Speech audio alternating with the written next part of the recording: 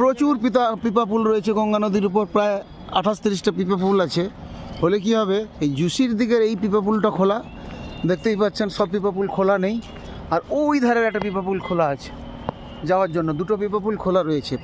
যদি সব পিপা পুল খোলা থাকে তাহলে সুবিধাই হয়, কিন্তু রাশ কন্ট্রোলের জন্য পিপা পুলগুলো প্রশাসন ঠিক মতো চিন্তাভাবনা করেই বন্ধ করে বা খুলে দেয়।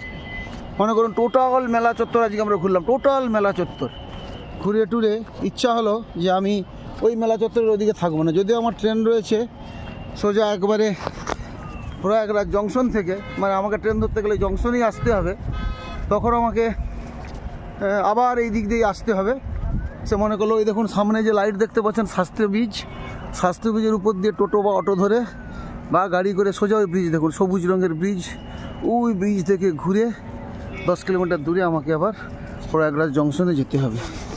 ওই একটা যে ব্রিজ দেখছেন, ভিআইপিরা গাড়ি যাচ্ছে। এখন চলছি এখন সোজা জুসির দিকে। যারা বিহার পশ্চিমবঙ্গ দিক থেকে বাসে করে আসেন তাদের গাড়ি এখান থেকে প্রায় 10-15 কিলোমিটার দূরে দাঁড় করায়, তবে আমরা খবর পাচ্ছিলাম নাকি 30-40 কিলোমিটার দূরেও গাড়ি দাঁড়িয়েছিল প্রচুর ভিড়ের জন্য। যাই হোক, যেখানেই গাড়ি দাঁড় করাক না কেন, ওই দিক থেকে যারা আসছেন তাদের অনেকে রাসের সময় মানে এত ভিড় হয়, এই দিকে সব সানসেটে নেয়, তখন যখন ভিড় হয় সব ওই যে সব সানের ব্যবস্থা রয়েছে, অতিরিক্ত যখন ভিড় হয় বুঝতেই পারছেন, তখন এই দিকটাতে স্নান করে নেয়, স্নান করে যে ব্যাক করে চলে যায়। অ্যাকচুয়ালি মহাকুম্ভে যখন আপনি আসছেন পদধূলি দেওয়া মানে যেখানেই স্নান করুন না কেন, গঙ্গা যমুনা তো সব একই সাথে, নদীর সাথে সব মিশ রয়েছে যোগাযোগ, হ্যাঁ, ওটা কোনো ব্যাপার নয়। এই যে আপনি ভগবান ভূমিতে এসে পদধূলি দিলেন, দ্যাটস অল। স্নান করলেই, জল মাথায় দিলেও মঙ্গল, আর এই জল নিয়ে গিয়ে কাউকে ছিটিয়ে দিলেও একই মঙ্গল পাবে। তবে এলাকায় পৌঁছে গেলে আরও ভালো।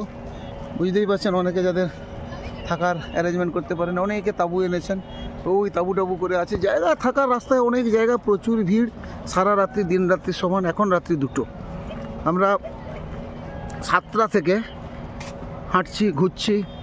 দিনের বেলা হলে কি হয়, প্রচণ্ড গরম, ধুলো প্রচুর উড়ে, এখানেও ধুলো উড়ছে, জল দিয়ে রাতের বেলা ভেজানো রয়েছে, যার জন্য রাতের দৃশ্য দেখাই আমাদের।